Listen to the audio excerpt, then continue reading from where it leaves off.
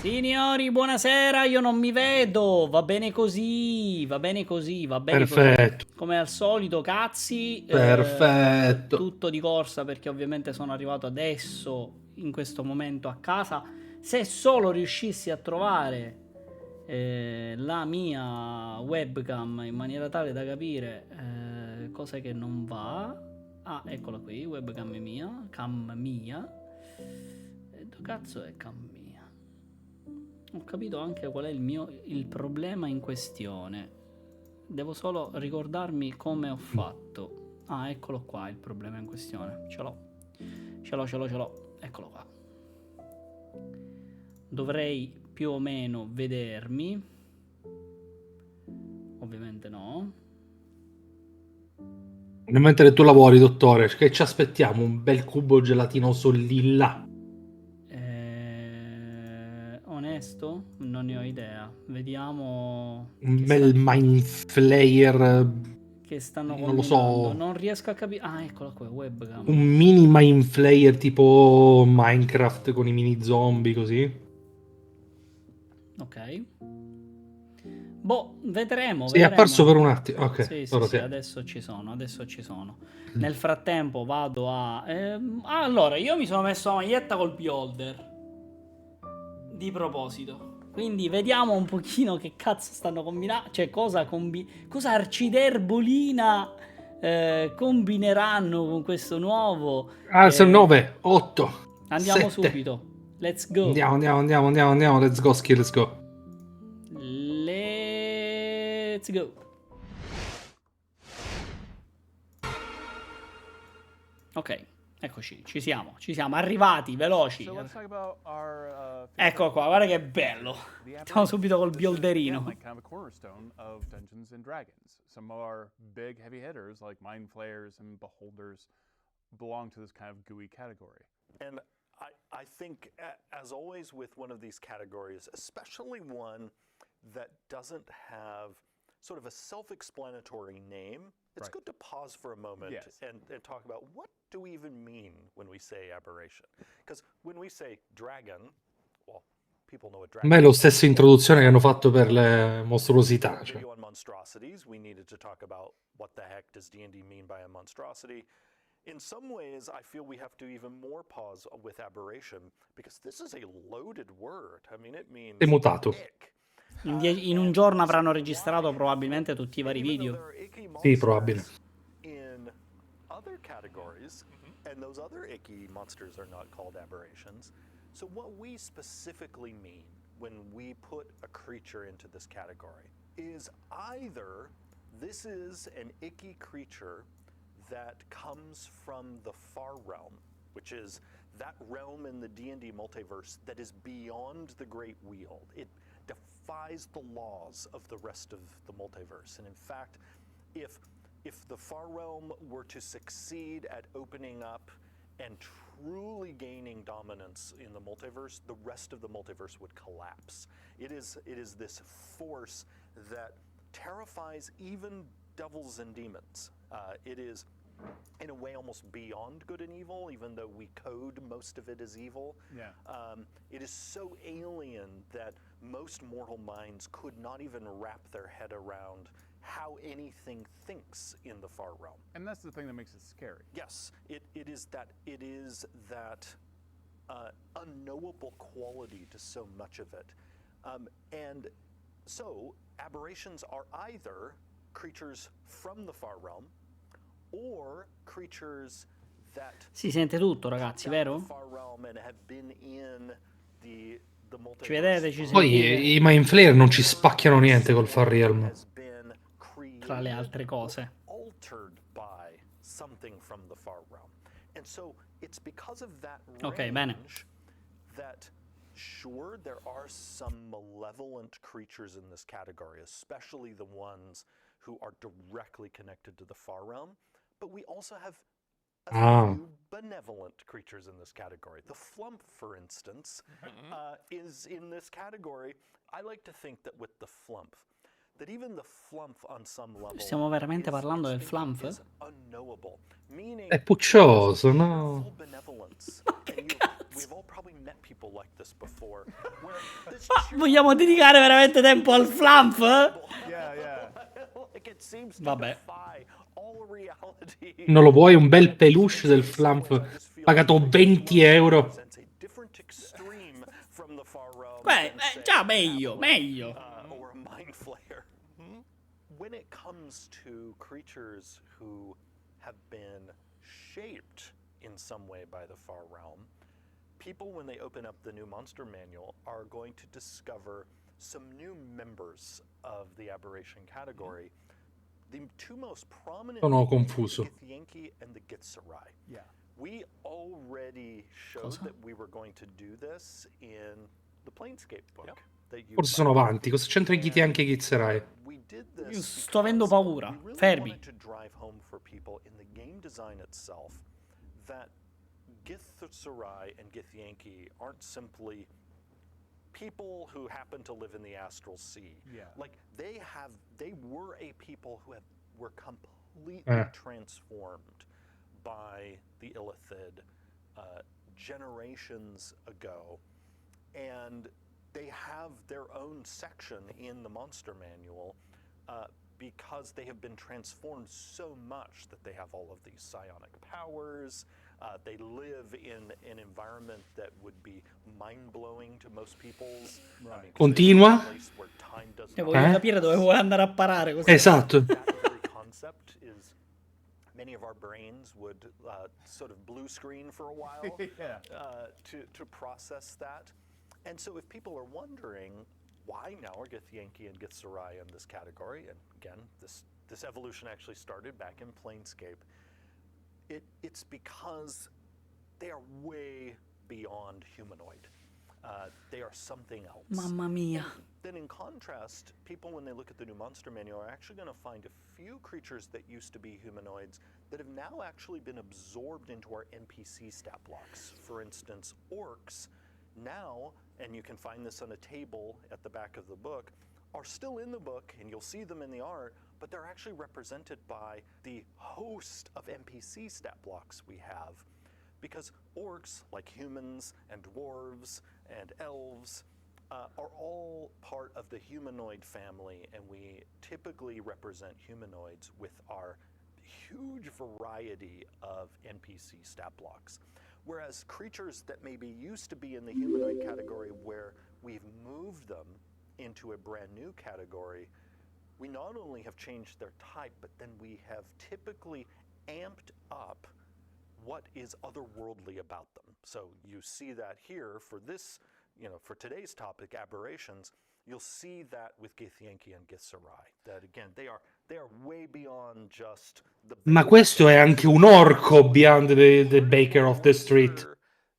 These species as being aberrations, when it's like, all right, well, a 𝗠ർക്ക് and a Githzerai, little different than a beholder, little different than this tentacled monstrosity. Part of what makes them aberrations is that they've been affected by the mind flayers at such a fundamental level that Un 𝗠ർക്ക് direbbe porcaccia vlachit they're being a sentire una cosa del genere. even still. È aberrante quello che dicono. That these whole species still might have some agenda, still might have some role in the mind flayer greater plan. And that's coded into their existence. That's part of what makes them unlike other species of the multiverse.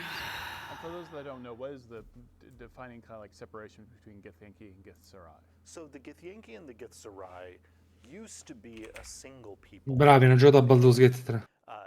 But then there was not only the horrific genetic experiments of the mind flayers that went on with them, but then a civil war among the people where half of them Cosa ha detto? Cosa ha detto? Into the astral plane, where they also then allied with red dragons, and in a way almost were like part of this theocracy with this lich at the head of it. Whereas the others, who came to be known as the Githzerai, they fled into the plane of limbo, where they then entered a life of meditation and their response to what had been done Sei to them mutato. was very different. Sono molto than confuso. creating this sort of militaristic theocratic order.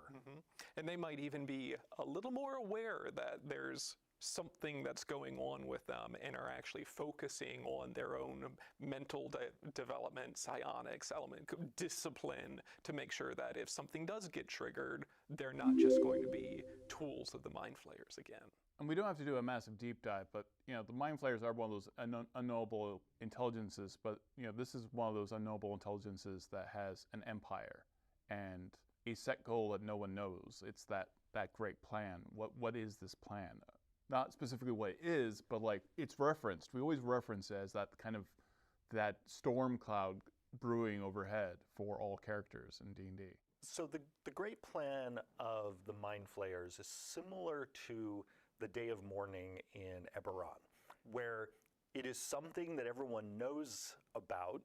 Either in the case of people in Eberron know the day of mourning happened and now there's this Mournland, this devastated place, but no one knows. Non lo puoi sapere, Istauer. Right. Similar with the Mind Flayer Empire and its great plan, people know it's there. Right. People know the Mind Flayers have been orchestrating things both out in the open and behind the scenes to take over the multiverse.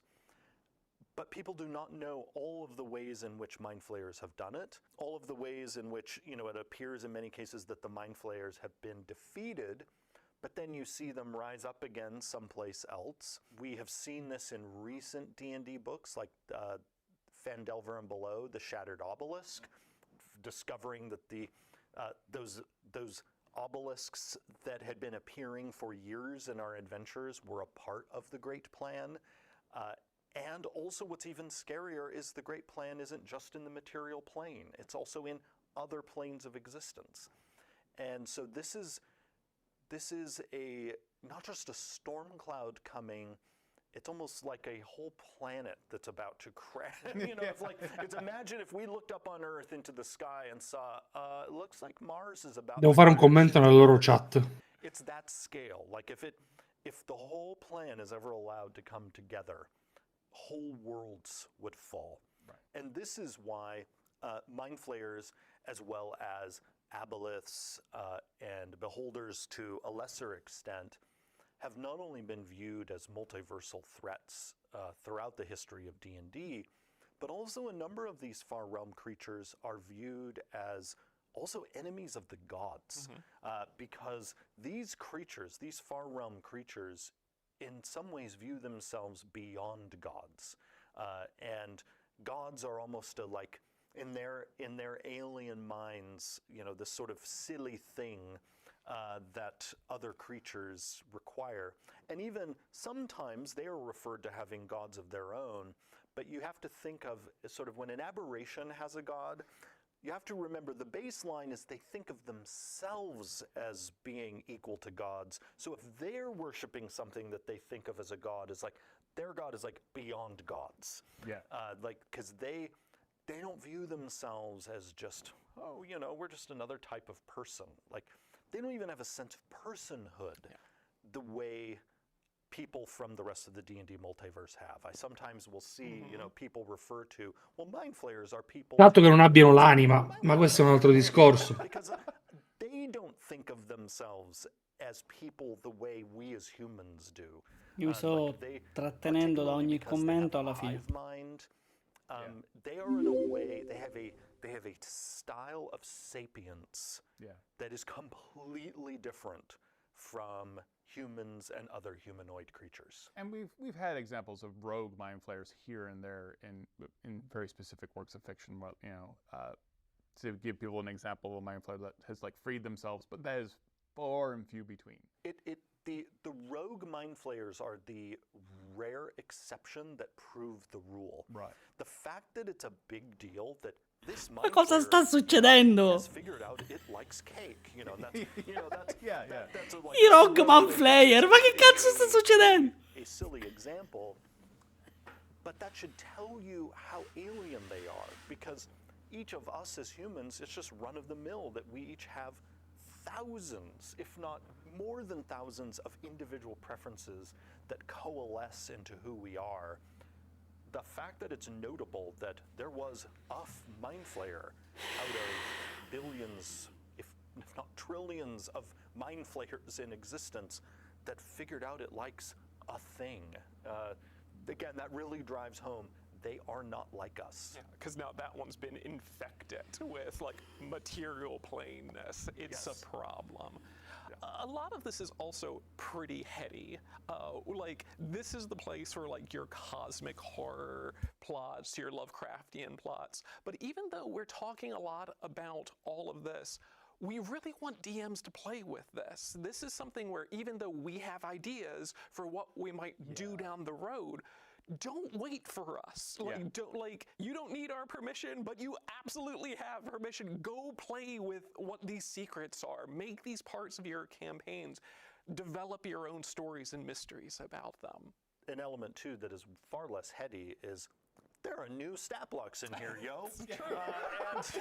And so, wild. And so, you know, like with the 𝗠ฒิ😂𝗁𝗂𝗏, right away people are going to see one of the new types of 𝗠ฒิ😂😁 is the 𝗠ฒิ😂😁 Dracomancer. And here we've created a 𝗠ฒิ😂😁 that really leans into the connection that the 𝗠ฒิ😂😁 have traditionally had with red dragons. And so if you want a CR16 𝗠ฒิ😂😁 Dracomancer to show Giuro mi viene da piangere. things, here you go. And similarly with Githzerai, we now have a trio of options, the monk, the Zerth, and the scion, that just as we've done in the 𝗠ฒิ😂😁, show a range of power levels as well as a nice range of different game capabilities so that DMs will be able to populate a Gith or otherwise aberration themed campaign or adventure with even more monsters that have been tailored for that style. I just realized when we were talking about the Mind Flayer bit, I feel like one of the best examples of that in cinema is Dark City.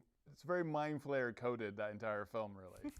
I often, again, love seeing those twists with these characters. I mean, we see it in Baldur's Gate 3 with the Mind Flayers, but again, what I always think is they work because they're rare. The exception proves the rule.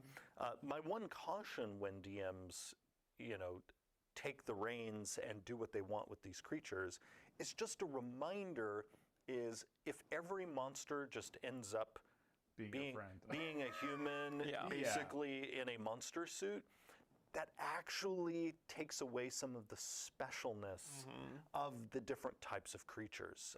Because one of the things about especially this monster manual that has over 500 stat blocks for you to play with. Basta con sta stronzata! Gameplay possibilities. Basta con sta stronzata dei 500 mostri!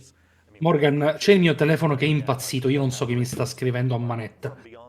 Ma c'è gente che si è incazzata.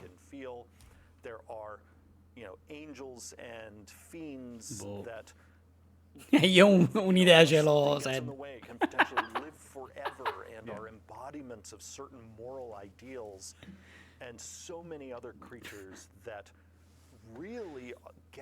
Due, a dire il vero.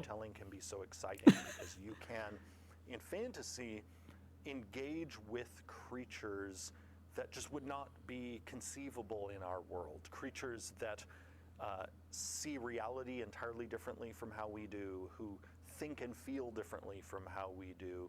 And part of, I think, the magic of the stories is when then the human or the human stand-in, if it's, you know, another type of humanoid, has to either build bridges with one of these creatures or, often as in the case with Aberrations, has to try to stop them because they're trying to draw the whole world into their realm of eyeballs, tentacles, and goop. This is an entire creature type where a DM can look at these creatures and be like, I don't understand its motivation, and have that partially be like, yeah, that's the point. Yeah, good. That's probably good for Io scommetto che delle Oozes, delle Melme, parleremo 1 minuto e 30 secondi. Anzi, mi metto il cronometro, perché stanno parlando solo di cose inutili. Mi metto il cronometro perché voglio proprio vedere la durata delle Oozes. Otherness really came through. Again, Lae'zel ends up having one of my favorite Madonna story di arcs in Dio. the game, as you see her build these connections with the mortal creatures in the group. But the game never loses sight of the fact that Vergognoso. Lae'zel is from a realm where time does not pass, where her whole people have been given mind powers by the very tentacled creatures that they're going up against, and no matter how much you might be able to relate with her and how wonderfully moving at points her story is, she's from literally another world. Besides the damage the Mind Flayers have done, they also have things like the Grimlock, other creatures that they've influenced. Oh, stiamo parlando finalmente di un'altra creatura, incredibile. Dopo circa 20 minuti. Powerful belief, sometimes in the lore, that they can cause things to be true that are not true. Yes. Right, like in previous editions, the Kuo-toa can actually believe so strongly that something is a god that it just kind of is a god, because they have that kind of, again, that alien nature. Aspetta. Tell me about the Kuo-toa. I love using them and everything. They too are now aberrations. Yeah. Porco demonio, raga, ma smettetela! Ma perché? Perché sti mappazzoni? State mettendo tutto qua dentro, ma che succede?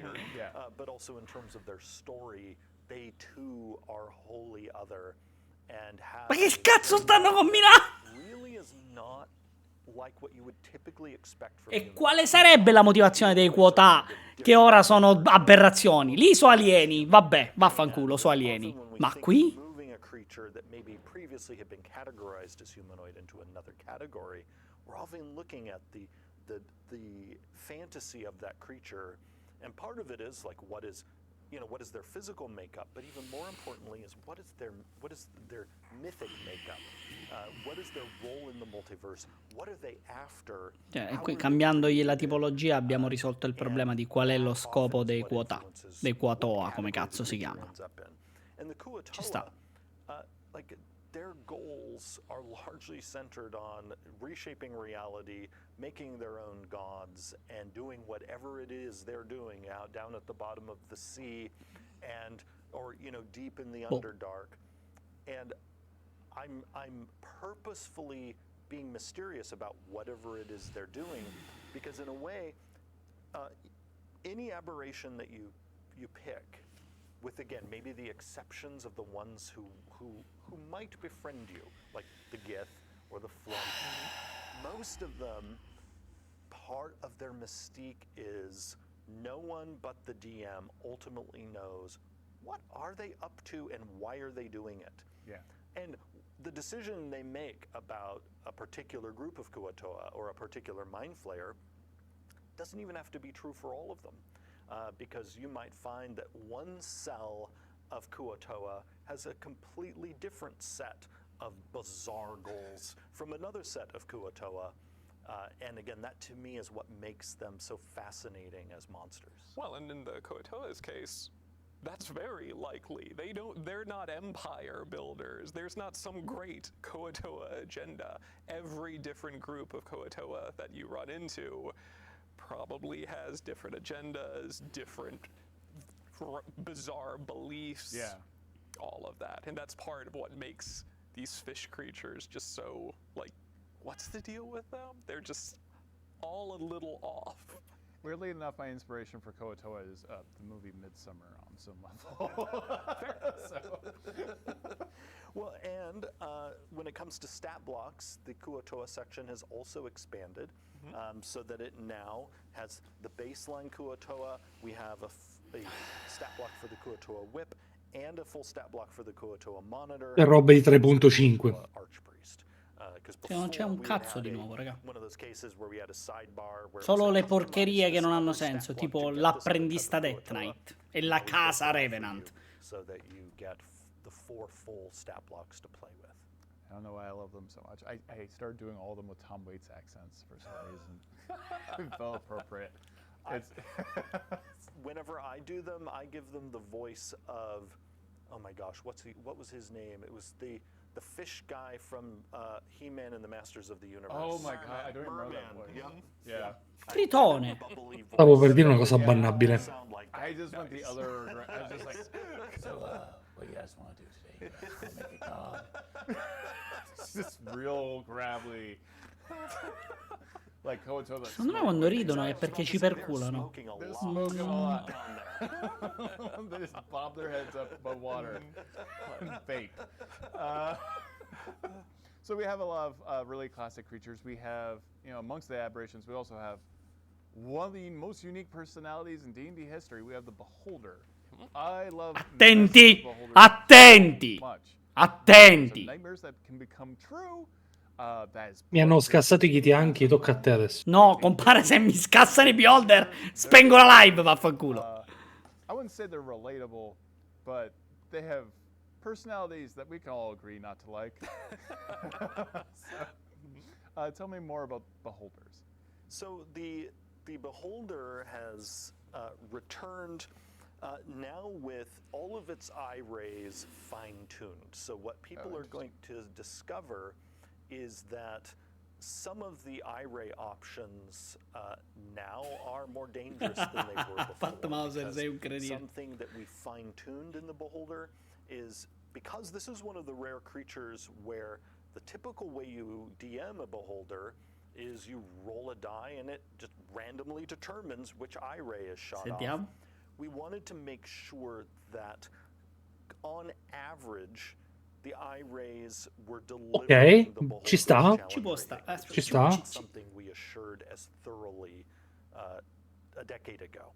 And so this time we wanted to do a better job of making it so that whether you're choosing eye rays or rolling randomly, which is what we recommend, because that kind of gets at that really unknowable consciousness side of the Beholder. Uno dalla chat dice I never used the rays randomly.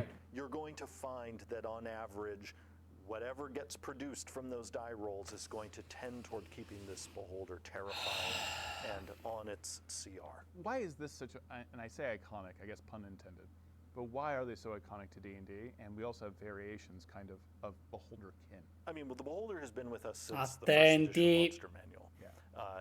It was this wonderfully odd creature that appeared Se mi mettono i beholder pucciosi, giuro che mi incazzo. Merda se mi incazzo, appena vedo quella porcheria rosa con l'occhio dolcino, mi incazzo come una iena. This creature with these eye stalks that is really just a floating head, and there's nothing else there. Because you can, just looking at the Beholder, you can see this thing does not function like anything in nature. Yes. I mean, because it has a big mouth. Well, if it eats, where it go? And there are so many things about the Beholder where if you think about it long enough, I don't like this. This creature really defies anything natural. All these different exciting eye rays, and then yes, we have also the spectator in the book as a sort of lesser Beholder, so that if the DM wants to have a little bit of Beholderness in their game, they can at a lower level, because the standard Beholder is challenge rating 13, so for pretty high level characters. But then also in the undead category, we have the Death Tyrant. Yeah. So if you want, Tu la vuoi la beholderness nella tua avventura, Morgan? Zitto, che appena dice abbiamo pensato di mettere il famiglio beholder, spacco. C'è anche l'osservatore in teoria, Appunto, stai dicendo una cosa giusta, sono presenti dalla prima edizione. Attenti. But then you get hit with something like the Beholder, and it's like, I don't know what this is. What's the story about? If it's here, it has to be as rich as these other ones. It's one of the fantastic things about monster manuals, bestiaries in general, is just that sense of wonder, where it's just like, what is this? What's the possibility for stories?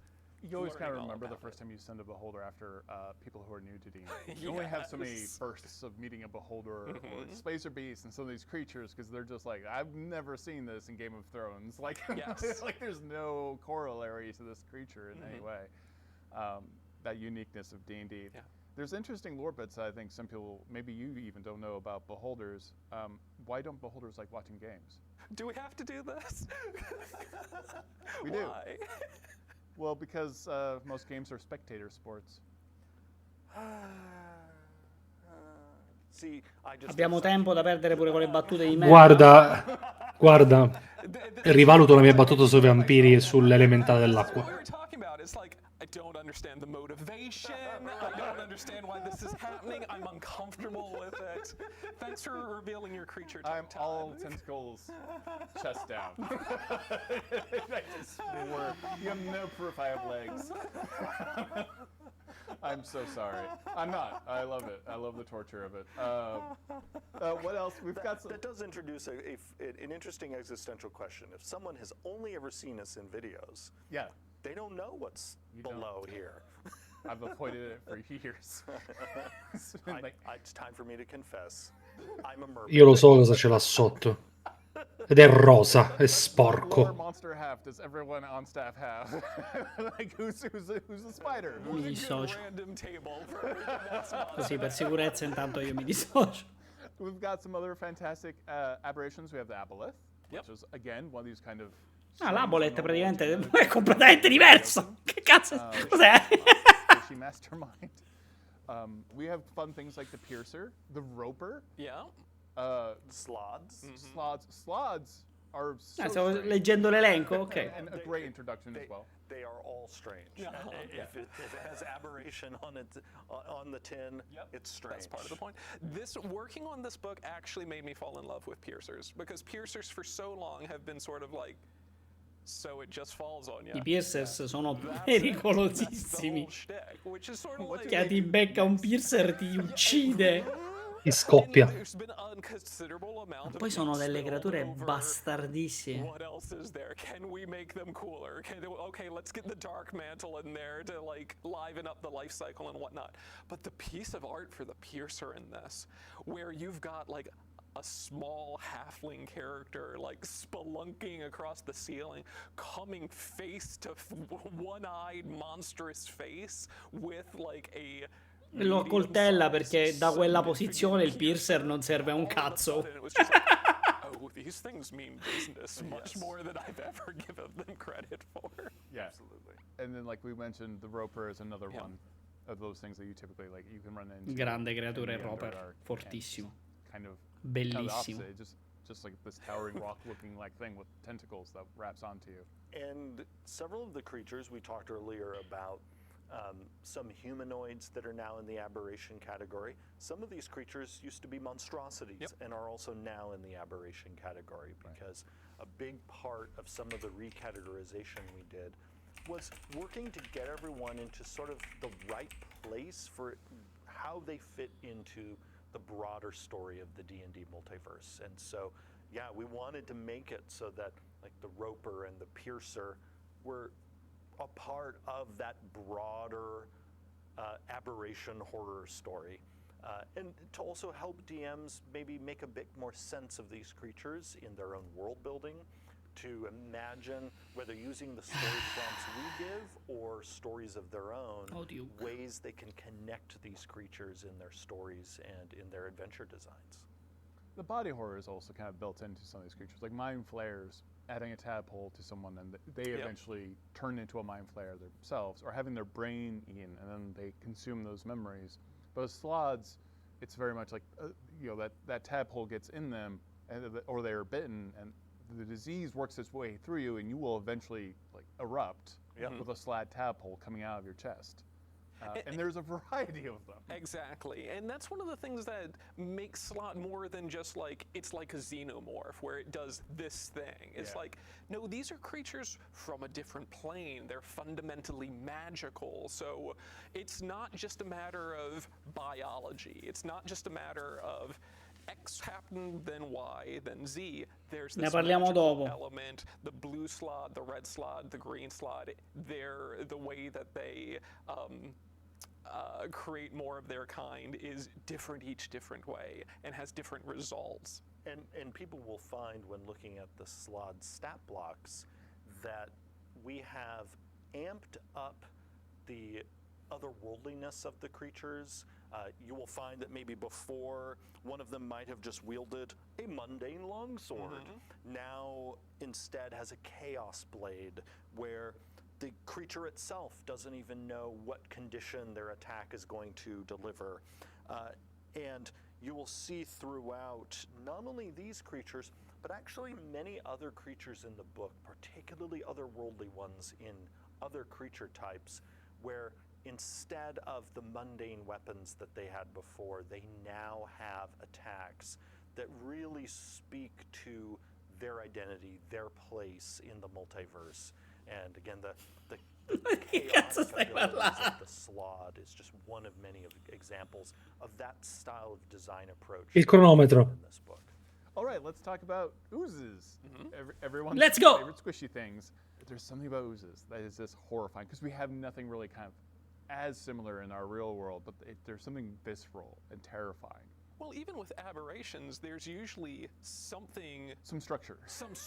something where you can get, I get that. It's Yeah. got, maybe it has 2 arms and 2 legs. Right. Maybe it's got eyeballs, maybe too many, but with oozes, it's sort of the horror of, what if it was like an amoeba, but huge? What if it was just hunger, not even form, Yeah. just hunger? That's the only thing it feels. We have talked actually often, if we were rebuilding the game from the ground up, would we even keep this category? Like, would these creatures end up, some of them in, the aberration category, the monstrosity category? Finora non hanno detto un cazzo, raga. Stanno parlando. What I love about the ooze category is, despite being a really tiny category of monsters, it looms large because, like, the gelatinous cube Classic. is so classic. It was, heck, even in the D&D movie. Yeah. And D&D in movie, the D&D parliamo Lego sempre set, delle stesse stronzate. and the number of times people have gone up against, black puddings and gray oozes, it really is way out of scale with how puny this creature type is. And so it's one of the reasons I love that as we've been leading up to the release of this book, one of the new monsters in the book that no matter who we talk to at conventions, to the press, in videos, internally in the building, anytime we talk about new monsters, almost always the monster people are most excited about is the Blob of Annihilation. Yeah, I love the Blob of Annihilation. And so...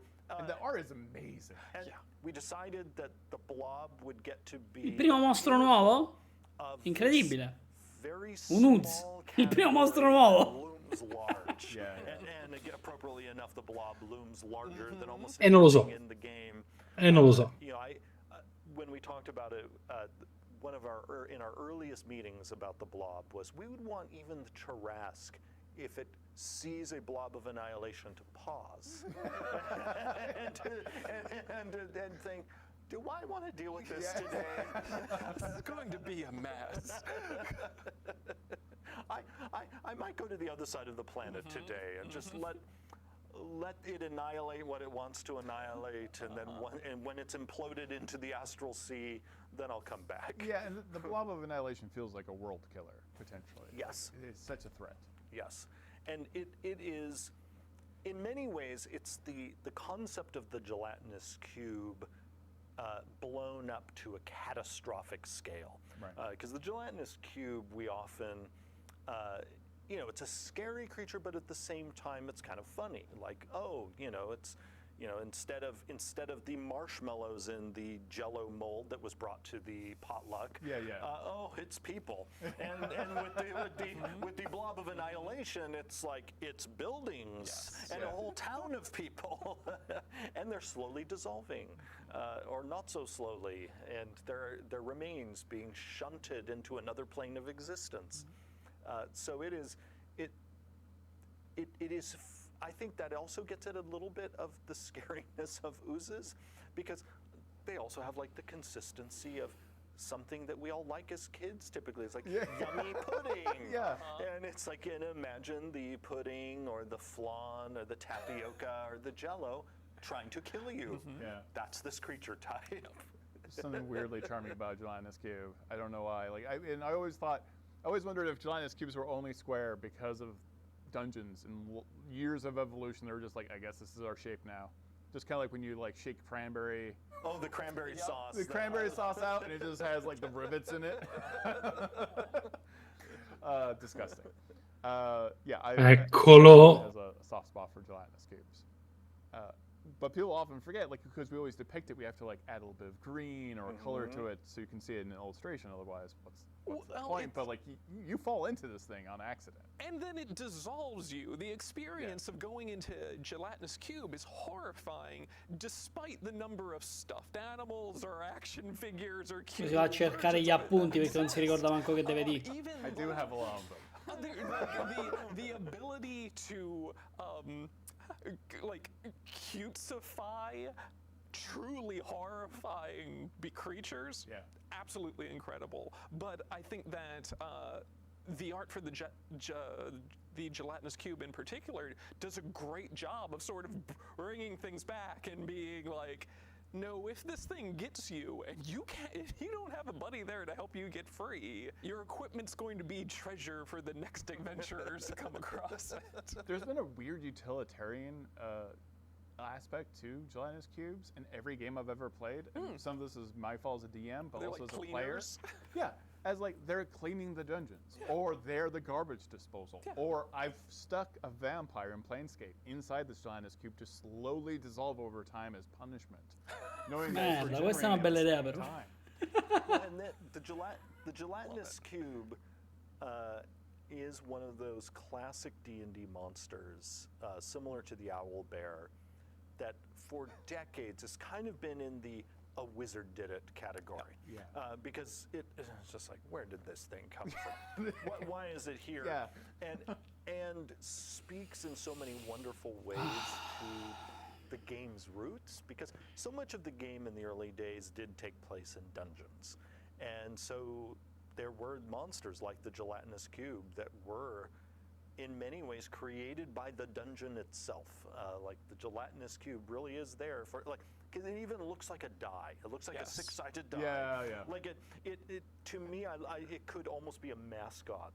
You know, if we didn't have dragon in the game, in the name of our game, you would almost imagine the gelatinous cube as our mascot, because like it's a die. It like grew out of like dungeons themselves, and also it speaks to the weird magic that has always been in D&D, both in the types of creatures, but also in our spell list. I mean, many of the spells in our player's handbook are bizarre, especially the higher level you get. It's like, and now I'm making a clone out of snow, and I love it. I mean, that's again part of No, Solemnicrum is a weird one. But that gets at part of why D&D is so special, because, you know, on one hand you'll look around and it's like, oh, this is, you know, sort of, you know, classic high fantasy, and it's like, is it? Because did you notice the moving Jello over there, and the you know, the squid-headed thing over there that's going to eat your brain, or, you know, put a tadpole in you. So often the inspiration for these things are just as likely to be some obscure mythological or legendary thing as it is to be, oh, I forgot my miniatures, so I guess this D4 is now called a Modron. Right. I think one of my fun things I did for a player was he was a gelatinous cube farmer. Oh no. Just kind of like, you know, just the dark kind of underbelly of like having a pig farmer nearby. You know, bodies kind of get dumped over there to be et. Yeah, so gelatinous cube farmer was like a shady kind of guy who's like, you know, if you've got a spare body, I know I have a farm. Gelatinous cubes just wandering around in squares. Sorry. Wow. I'm adding too much to the conversation. Why are they so bad at lying? I feel like my brain is about to be dissolved right now. Yeah, you can see right through them. Oh my God. We're gonna have to with these dad jokes, we're gonna have to stat up Todd and see what the CR is for these kinds of assaults. I'm feeling like I'm squarely in the aberration category somehow. Yeah. It's a little bit fey. It's awful. I feel like dad jokes are kind of fey wild. Yes. Yeah. On that note, well, there is a different type of ooze. There's some type of psychic ooze. So we have the psychic grade. No, stanno parlando comunque, cioè, I mean, non hanno parlato un cazzo delle Oozes, perché se togli tutte le stronzate che hanno detto, Saremo a 3 Io minuti, però stanno parlando, dai, mi aspettavo molto peggio. non pensavo succedesse, ma mi hanno lasciato senza parole. What Jeremy just said is sort of something that we leaned into, is the idea of like, it's news. What psychic, I guess. Non ha senso, infatti, la psychic 𝗠tože, non ha proprio un cazzo di senso. Sono creature Ma c'era, esisteva già. Ma non ha neanche senso prima, aveva senso. Che vuol dire la psychic 𝗠tože? Raga, ma non ha cervello, non ha mente. Che cazzo vuol dire? Vabbè, ma c'è un ragionamento, ci può essere un ragionamento dietro con onde elettromagnetiche, stronzate del genere. Ci sta. Ma giusto perché vuoi sfruttare tutte le stronzate del mondo, non perché abbia senso, Vabbè, io lo trovo il senso in questo caso. And either be like, "Ooh, I really like that. Let me make that into adventure," or, "Oh, these are fun, but now I've seen that the door is very much open for me to do my own wild stuff." And that's what we really want to encourage DMs as storytellers to do. Thank you so much for watching this video. We will have a ton hanno more parlato videos 10 minuti all delle about Oozes, di different cui monsters in 7 the di new stronzate. Monster Manual. You can purchase the brand new Monster Manual Ora and all 3 ora of the ci andiamo. 2024 core rules Io chiudo questa in aberrazione. this video description. I'm 𝗠tože𝘁𝗏. Ora ne parliamo For watching. giusto un po'. E il Allora, bello che prima di fare la ho detto, no vabbè, facciamo un pochino di... Parliamo un pochino di quello che è successo. sì. Ma qui mi sa che ci sarebbe veramente da parlare 2 ore Vabbè, di... nell'eventualità dovesse servire, proveremo ad estendere la cosa. Allora. Apro io. Apri. Apro io. Se mi Smarmella. concedi. Vai. Hanno sentito la necessità di spostare i ghiti anche da aberrazioni, secondo loro perché sono overworldly, sono come si dice, alieni. Ok. Intanto questa definizione farebbe rabbrividire qualsiasi git. Che uscirebbero dal libro e ti accoltellerebbero. Io sono molto sorpreso e schifato un po' dal fatto che abbia detto, ma giusto per tirare fuori il pelo nell'uovo, anche se per me pelo non è, si sono separati i ghiti anche Githzerai. Alcuni hanno seguito 𝗏lakith e alcuni sono andati altrove. Non hanno seguito 𝗏lakith, hanno seguito Git. Githyanki letteralmente significa figli di 𝗏lakith. Però, che loro non sappiano la loro lore è assodato. Mettiamolo un attimo da parte. La nuova classe, il nuovo mostro, la nuova creatura. Il Dragomancer? Il Dragomancer. Allora, innanzitutto, per avere diritto a un drago, così come per avere diritto a una spada d'argento, c'è tanto da fare, non è che il primo stronzo di livello 1 o di livello 3, anzi di livello 2, perché adesso perché comunque le sottoclassi qui sono di livello 2. Il primo stronzo di CS quanto sarà? 5, 7. Ha detto 16 il Dragomancer, Ho capito. CR 16. E quanti ne fai poppare? Ma numero 1, numero 2, cosa c'entra la dracomanzia col legame, col patto stipulato tra 𝗏lakith e Tiamat? Cosa c'entra? E Felomon addirittura, nemmeno Tiamat tramite Felomon, sì, il marito di Tiamat. Cioè, vabbè, è tutto loro è tutto completamente calpestata da loro stessi. Sì. Non c'è alcun senso. Non c'è alcun senso di quello che hanno detto sui Githyanki. Non c'è alcun senso del fatto che i Flayer abbiano un individualismo. I Flayer non hanno un individualismo. È una cazzo di mente alveare, brutti porci. Mi dissocio. Allora, dico... No, non mi dissocio. Sono dei maiali. Dico la mia. Allora, questo video, analizzando... Intanto, scusatemi, ringrazio un secondo al volo che prima mi sono dimenticato. Arcade, grazie mille per i 14 mesi. Stour, bentornato, 32 mesi. Doghe, 89, 19 mesi. E Arcade, richiedo un ringraziamento da parte tua, Sed, per essersi abbonata. Benvenuta, Arcade, nella clinica. Posto giusto per le menti aberranti. E Stour, buonasera riassuntino, te lo facciamo volentieri. Doghe 89 invece dice, per una volta riesco a seguire un video in diretta. Benvenuti. Allora, partiamo dal presupposto base. tu mi annunci un video Aberrazioni e Melme. E io dico, ok. Il video è durato 40... Quanto è durato? 40 minuti? Fammi vedere quanto... Troppo, è durato quasi un'ora. Quasi un'ora. Comunque sì, parecchio. È durato 40 parecchio. minuti. 40 minuti, di cui 20-25 parlando di Githzerai e Githyanki, che con le aberrazioni avete deciso voi adesso di inserirli nelle aberrazioni perché non c'entravano una sega di base, ok? Questo video qua, così come altri video che dovranno arrivare, tra cui uno giovedì e altri che sono già stati, tra virgolette, detti in shorts, hanno praticamente preso la lore che loro stessi inseriscono nel manuale del master con quel glossario della lore, l'hanno presa e buttata nel cesso. Perché?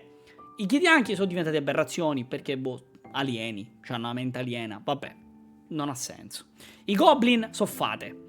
Gli gnoll sono diventati demoni, diavoli. Demoni. E poi che cazzo c'era? Cioè, ragazzi, ma onesti, ma che sta succedendo? Ma qual era l'esigenza di fare questo discorso? Perché? Perché questa cosa? Ma poi soprattutto, perché dedicare 20-25 minuti a Gith e Githzerai che non c'entravano una sega con le aberrazioni? Li avete inseriti qua, ok, ma perché parlare piuttosto che far vedere cose varie, interessanti, spendere praticamente il video 40 minuti di cui 15 sui Githyanki e Githzerai, 10, anzi altri 15 sui Mind Flayer, che tra l'altro hanno sporcato perché mi vai a mettere che ragionano, si fanno i discorsi, le riflessioni, come diceva poco fa Sed. No, perché ragiona una sola cosa là dentro e gli altri eseguono, punto. Non ce n'è motivazioni, cose incredibili. E andando avanti, gli Slaad avrei preferito molto di più parlassero ancora più tempo degli Slaad e del fatto che siano delle creature interessantissime che non vengono affrontate quasi per niente nell'edizione attuale, e gli avete dato sta spada del caos. Ora io vorrei capire, ok, ci sta, ci potete dare questa spada del caos, ma a chi l'avete data? A tutti? Perché gli Slaad sono categorie. Lo Slaad o grigio, chi c'è la spada o Slaad grigio? Il nero. Il Della morte. Loro hanno la spada. Ma se me lo lasci solo a loro, io ok. Se me la vai a mettere anche a quello rosso, che praticamente è l'imbecille degli Slaad, mi incazzo. Perché uno Slaad che sarebbe praticamente il portantino degli Slaad dovrebbe avere un'arma del genere appresso? Qual è il motivo? Vabbè. Mistico 06, ben arrivato.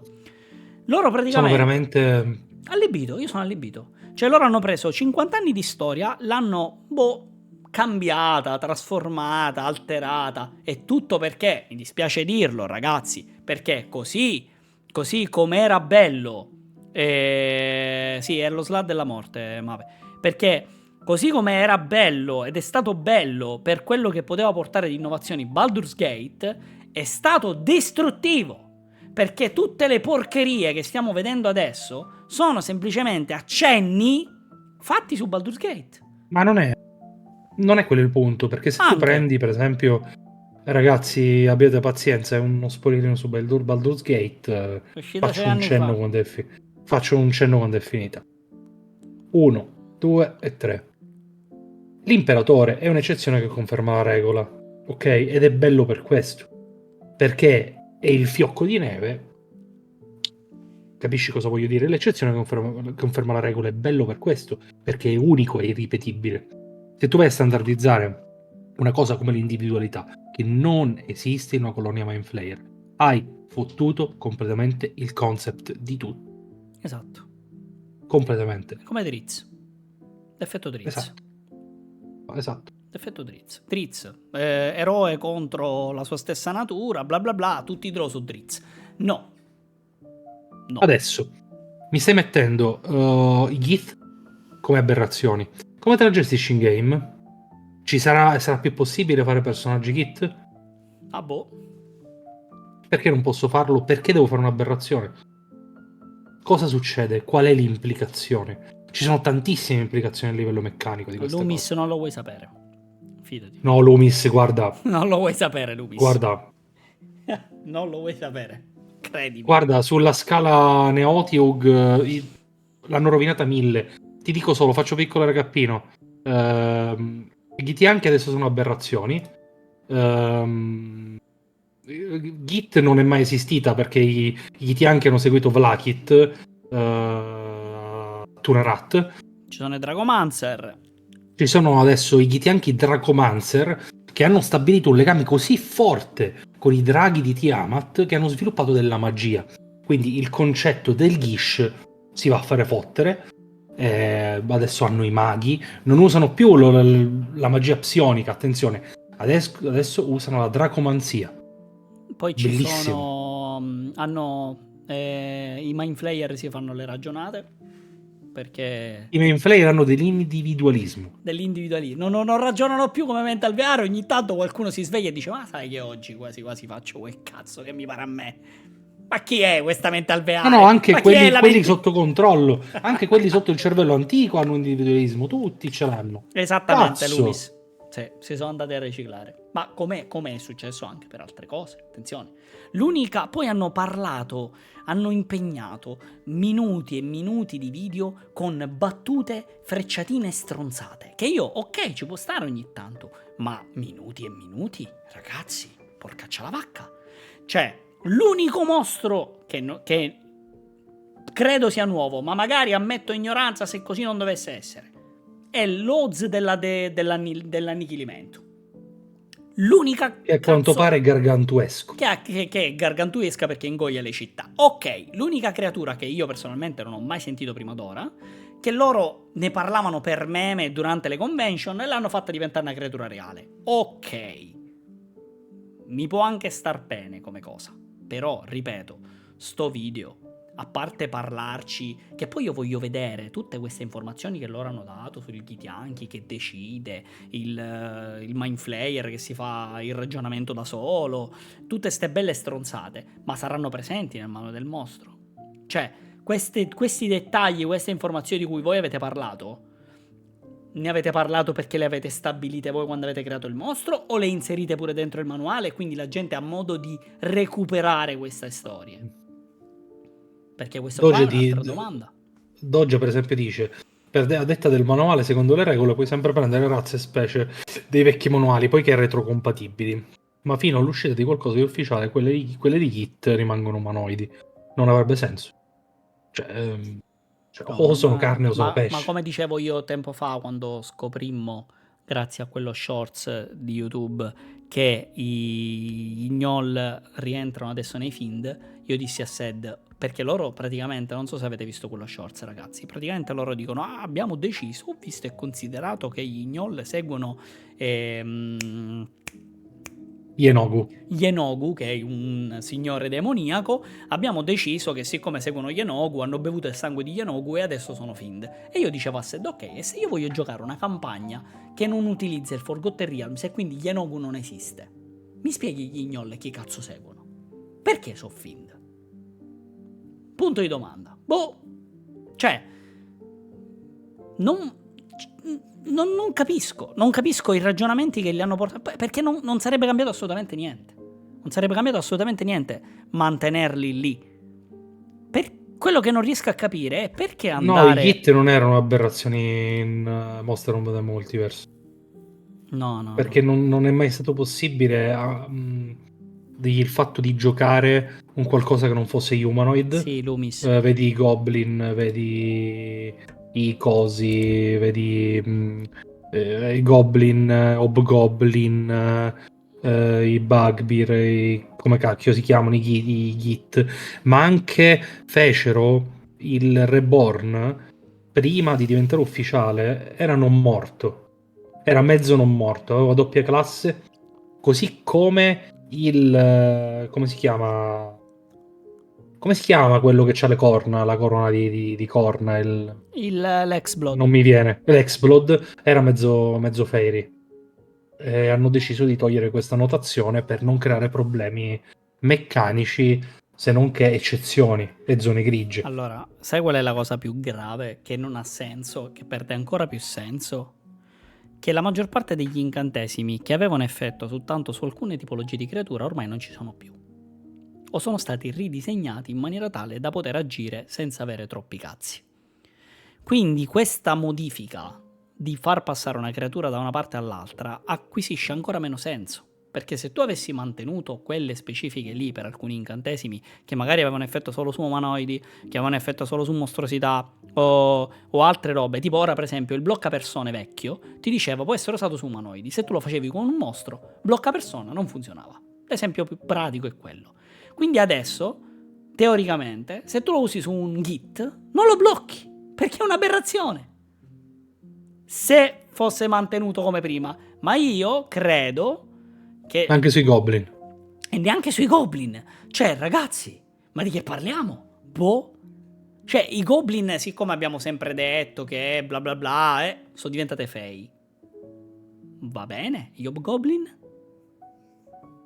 E i bugbear, che appartengono sempre alla famiglia dei goblinoidi, cosa sono adesso? Anche questi sono diventati fei?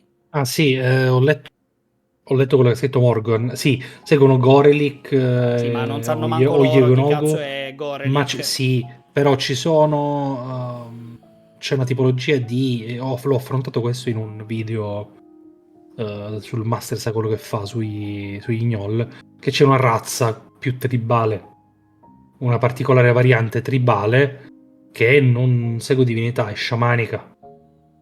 Quello dove c'ha i fang. Sono i gnoll maculati, i gnoll striati, sì, si sì, sì, dividono, sì, sì. eccetera, eccetera. No, ma infatti io non capisco questa cosa qui. Io, a parte il fatto che è una cosa che spero, ma so già che non ci sarà, è tutti E poi questi scusami, dettagli. mi è venuto in mente, non tutti i gnoll bevono sangue di Yonogu. Quelli che bevono il sangue di Yonogu diventano Fang of Yonogu, Sì, sì, sì. tra l'altro. Quelli fedeli, quelli che tiltano e poi tra l'altro tra loro viene eletto il Flynd, quello che diventa il signore di tutti gli gnoll che è al servizio di Yonogu, che ha il flagello mistico che ti mena e ti distrugge, perché praticamente è una sorta di eletto. Però quello che io non riesco a... Allora, ripeto, tutte queste informazioni che loro hanno dato su abbiamo deciso che i Git, siccome hanno seguito Vlakit, hanno fatto roba, Hanno seguito Git, non Vlakit. No, quello che Porca stanno miseria. dicendo loro. Sì, lo Quello che so, hanno lo detto so. loro. I Mind Flayer che decidono di farsi la partita a scala 40 invece di andare a continuare a fare le Bello. cose che magari dice la mente. Raga, ormai la mia memoria è andata Elder Brain. fanculo, l'Elder Brain.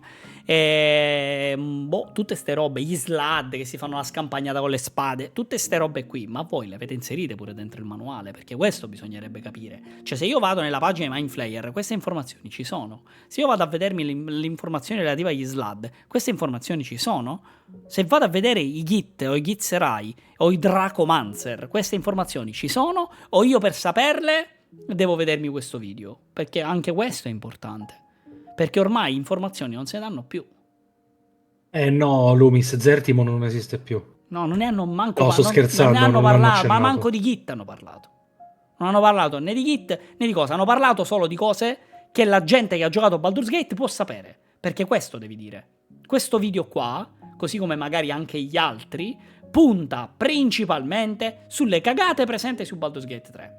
Perché se tu ti vai a guardare il video sulle mostruosità, di che cosa abbiamo parlato? Orso gufo, questo, quell'altro, tutte cose che appaiono all'interno del gioco. Ora, Baldur's Gate 3, giocone da Cristo, bellissimo, grazie al cielo è arrivato, però... Lasciamolo gioco. Però, la casa che porta avanti un gioco che esiste da oltre 50 anni, che si basa su una storia di oltre 50 anni, ridursi a parlare solo di componenti presenti all'interno di un videogioco che per quanto bello rimane staccato, dovrebbe rimanere comunque un apostrofo bellissima di questo mondo, è imbarazzante che si parli solo di cose legate a Baldur's Gate, perché Githzerai Slaad ci hanno messi perché siccome sono tanti ci hanno messi, cioè le Oozes hanno parlato 10 minuti di cui 7 battute stronzate, cioè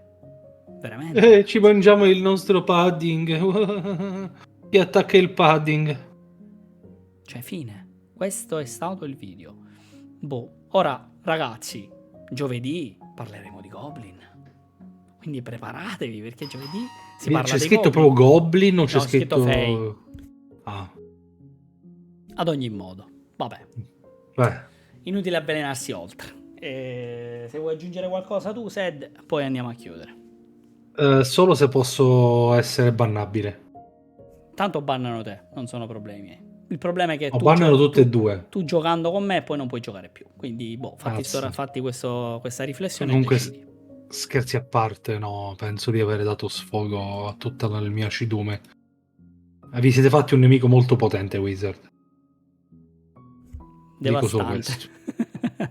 Allora, io ragazzi, ovviamente siamo infervorati dal momento, sicuramente ci calmeremo, affronteremo la cosa con più calma, andando avanti, ma Gli è soprattutto possibile che mi incazzi di più, invece. quando avremo il manuale vedremo meglio la situazione. Quello che posso dire io è che questo video ha suscitato più domande che risposte e più titubanza che hype, perché non riesco a capire veramente, cioè non ho parole e sono confuso, stordito proprio, vabbè. Io vi mando qua in sovraimpressione l'appuntamento di stasera. Ci vediamo stasera non alle 21 come appare scritto sotto, ma alle 21:30 con Vecna Eve of Ruin. Magari parleremo un po' di nuovo di questo argomento e poi andiamo in sessione. Se volete seguirci, io posso solo essere contento. Assieme a me ci sarà ovviamente Sed dei Five Dragons Collective. E basta, non serve più nessuno, come ti ho detto l'altra volta. Raffaele, Teclix E Dryzen. e Dryzen. Quindi, signori belli, io per stasera mi fermo qua. Magari se il video delle fate dura meno, avremo modo di parlare come resoconto finale di questa settimana. E poi, chissà, forse potrebbe arrivare una live a sorpresa parlando di un argomento parecchio interessante chiamato VTT. Ma vedremo. Detto questo, signori, ci vediamo più tardi. Buon proseguimento di pomeriggio sera. A dopo.